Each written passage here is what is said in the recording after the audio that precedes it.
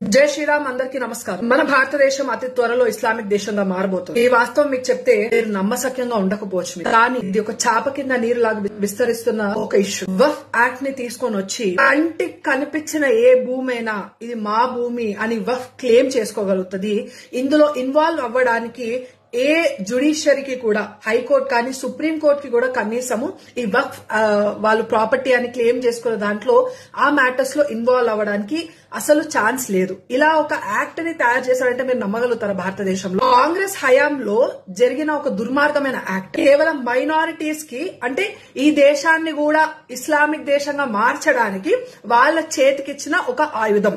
పల్లీలు బఠానీలు అమ్మినంత ఈజీగా మన భారతదేశాన్ని వాళ్ళ చేతిలో పెట్టేశారు. కానీ ఇప్పుడు మనకు ఒక అవకాశం దక్కింది.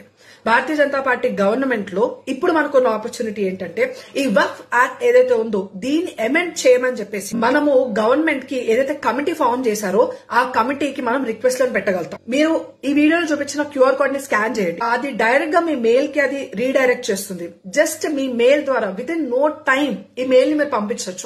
వక్ఫ్ యాక్ట్ ఎంత ప్రమాదకరమైంది అంటే, మీరు కష్టపడి కట్టుకున్న ఇల్లు వచ్చే జనరేషన్ కి ఇద్దాము ఒక ఆస్తిగా అని మీరు అనుకుంటున్నారు, కానీ వక్ఫ్ వాడు within no time Waqf board నుంచి ఒక పేపర్ తీసుకొచ్చి మీకు ఇచ్చి ఇది మా ప్రాపర్టీ అని చెప్తే దిక్కులేని వాళ్ళలాగా రోడ్డు మీద కావాల్సిన పరిస్థితి ఏర్పడింది. ఇది